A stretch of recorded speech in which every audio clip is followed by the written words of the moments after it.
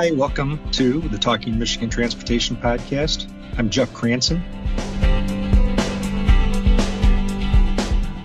Today, I'm going to speak with Jason Gutting, who was recently promoted to be the Director of the Bureau of Field Services at MDOT. I cannot overstate what an important job that is, overseeing everything from snow plowing and winter maintenance to actual road construction to what goes on in the testing and implementation of various materials for roads and bridges and intelligent transportation systems and just a whole lot of things. So Jason, thanks again for taking time to do this. You've done a lot of things at MDOT to prepare you for this role, but let's talk about that first, some of your background and how you got to where you are, and then we'll talk about the Bureau of Field Services, which is a name a lot of people might not understand, and it takes in a lot. It's a huge umbrella, really. But let's just start with some of your background. Yes, thanks, Jeff. I really appreciate the opportunity to chat about this. So I came to the department about 24 years ago and started at a transportation service center in the design area and migrated quickly to the construction area of that office and found out I thoroughly enjoyed construction activities, being out on project sites, building things. That's kind of what I always did as a child, and that's what drives my heart. So it was very exciting to be provided that opportunity. Worked in the TSC for several years, then came over to central office and worked in our contracts area. A little bigger picture from a TSC, which would serve multiple counties, to a statewide aspect dealing with contracts in our contracts area. Then was provided an opportunity to start some operations initiatives before our main development of that area. So got to go to numerous conferences and talk nationally about how folks are doing that. Started out with a smaller group of congestion and mobility folks and commercial vehicle and traffic incident management. And that was great. Provided that opportunity was wonderful. And then another opportunity was available to come back to central office in the construction area. And I was pretty excited about that, pretty nervous. It was a new position they were developing to enhance statewide alignment for our construction administration and field operations area. So worked in that for 6 years or so. Had the opportunity to apply. My supervisor at the time decided to retire after 13 years in that position. And when she left, I applied and I was humbly offered that job and I accepted and have been a division administrator up until recently, where I was offered the Bureau of Field Services Bureau Director position. And that's where I am today, as of this week, starting on Monday. Let's talk about the Bureau of Field Services.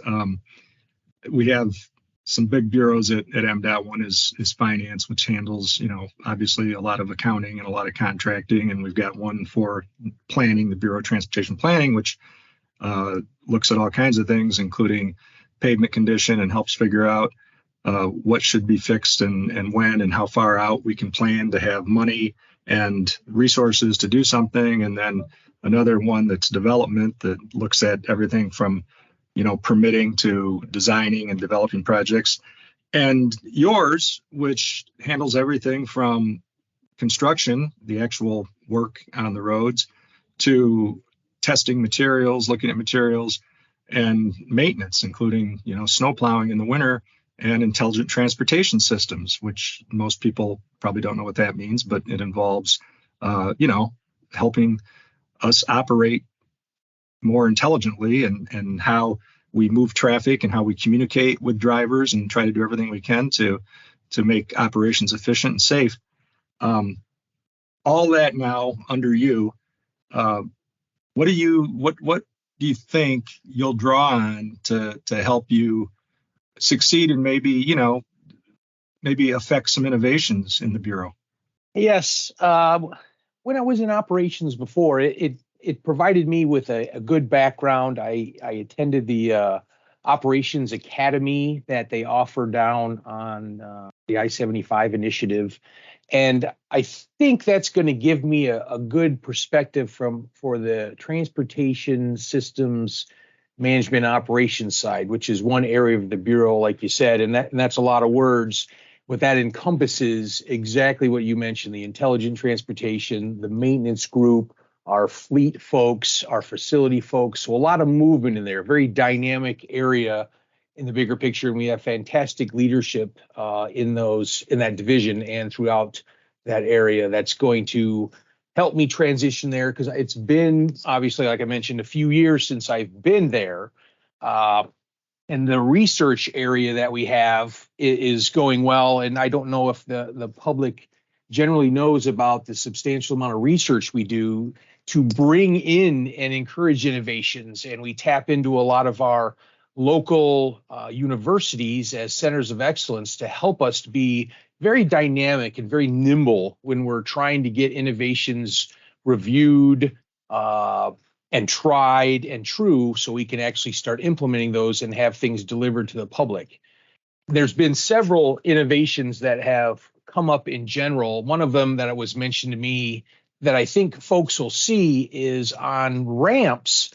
You'll see a speed detection sign and a placard that will show the speed of the vehicle. And we've had a lot of traffic incidents on some ramps with folks driving on those and not realizing the ramp is got a lot of curvature on it. So you need to slow down. We've got advisory plaques, and there's been some traffic accidents, some crashes, I should say. And that placard now will advise motorists of their speed, and it's mounted on the placard of the advisement speed itself. So this morning, actually coming to a meeting downtown, I was driving by an interchange ramp, an interchange to interchange ramp, and there was a 18-wheeler driving, and they were actually doing the advised speed, and it was showing on the plaque. And I'm like, wow, I just witnessed that actually helping, because those trucks, when they have incidents, it usually closes freeways. And so the fact that a driver was taking that into account and going around the ramp at the posted advised speed is a great safety benefit for everybody, because it keeps the freeway system moving and not backed up in general. That's an excellent point. And that's just one example of, I think, more of what is to come. Let's talk a little bit. This was in your immediate bailiwick in the job that you're transitioning out of now into a broader job that oversees this, among other things. Materials, as you know, I think some of the biggest myths we deal with on our social media pages and in various legislative meetings and panel discussions, and it just comes up all the time. There's this widespread misunderstanding about, how aggressively and how robustly MDOT and other DOTs, look at materials and test to see what's going on with, concrete or asphalt or steel or, anything that goes into our roads and bridges. I mean, how do you talk about that? And what do you say to somebody who thinks that we operate in isolation and don't know that we're part of, national organizations and exchange all kinds of information with other states, and that there's specifications and standards set by the Federal Highway Administration, and there's some leeway within the states because there's obviously different soils and different conditions, but for the most part, there are some pretty high level specs we have to follow, right? Yes, absolutely, Jeff. All of our contracts have specifications that contractors have to follow, and those have been vetted out with the FHWA. But at the same time, like you mentioned, there are national teams that work on general specifications, and the states play off those general specifications. So they are, for all intents and purposes, relatively aligned. Like you said, there's obviously some differences in states and weather considerations, the topography of the state, the geologic basins and formations in their state. But in general, our specifications are aligned with a lot of states, and we talk about that frequently. There's a specification for materials right down in Ohio, and they talk to us, we talk to them. What are you folks doing? There's information exchanged on a professional level. So there is a lot of involvement in materials, and we do a substantial amount of testing on materials, both during projects and before projects. And as one example, we have physical property testing for aggregates, and we test those before an aggregate source is even approved to supply aggregates for different types of work. You'll see aggregates on shoulders. You'll see aggregates used in concrete. You'll see bridges you'll cross. Aggregates are used in the concrete bridge beams, as well as steel is tested. So we do a lot of testing. We have labs here in the central office that do that and ensure that the materials we're using are per specification. And like you said, those are vetted with our federal partners to ensure that we are making sure we're compliant with the Code of Federal Regulations as well. Stay with us. We'll have more on the other side of this important message. Avoid the wait, and remember the Mackinac Bridge is closed to traffic Labor Day for the annual Bridge Walk starting at 6:30 a.m. Spend some extra time in the UP or take your time heading north, since the bridge won't reopen to traffic until noon to allow walkers to clear the bridge. For more information, head to mackinacbridge.org/walk. A few years back, we had a lot of questions because M6, which is still the state's newest freeway, on the west side of the state, running south of Grand Rapids, basically connecting 96 east of Grand Rapids with 196 west of Grand Rapids. And there was some premature concrete failure. And what we found out was that what we were experiencing was going on in several states, usually northern states. And they went together and paid for a pooled study at Iowa State, which happens to house the National Concrete Pavement Technology Center. And an expert there, really smart guy, Dr. Peter Taylor, actually came to Grand Rapids and participated in a news conference to explain what was going on with it at the time and why other states were experiencing the same thing and why they all paid for a study to look at it. This kind of thing is going to happen. How do you talk about that, and how do you tell people that we have to deal with things when they do happen?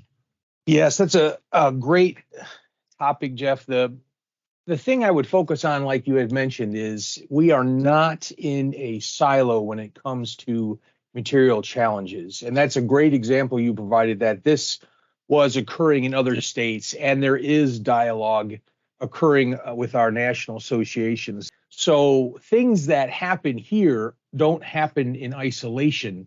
And we do talk about that with other states as to how they're addressing it. There's research studies that we'll put through to find out, hey, what we had thought before, now with maybe some of the things that we're using, there might be impacts from some of the de-icer chemicals we're using. Things that we might not have known or might not have been used in the past are now being investigated to make sure that the long-term performance is up to our standards and our specifications, so we're delivering the highest quality transportation project. You know this better than me because you've worked in government a long time, but people say government should operate like a business, and businesses have to take chances sometimes, take risks. That the only way you can innovate or reinvent is to try something. But if you do that in government and it doesn't work, then you're pilloried for that. So you kind of always feel like you're playing with at least one hand tied behind your back. And I guess I'm not asking you to necessarily comment on that, but is that a fair assessment of how it feels?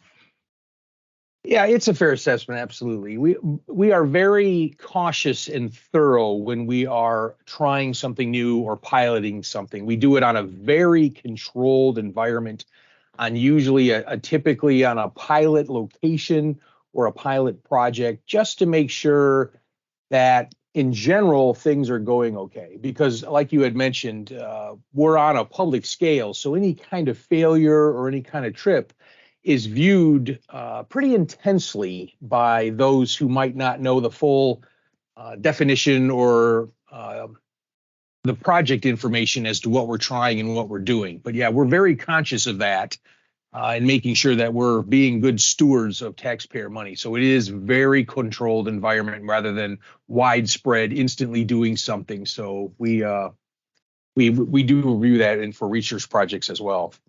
Yeah, and I think that the important thing is that we just constantly explain it, and we've got some very popular social media feeds, and I think we do a good job of trying to answer these questions and knock down the myths and explain those things.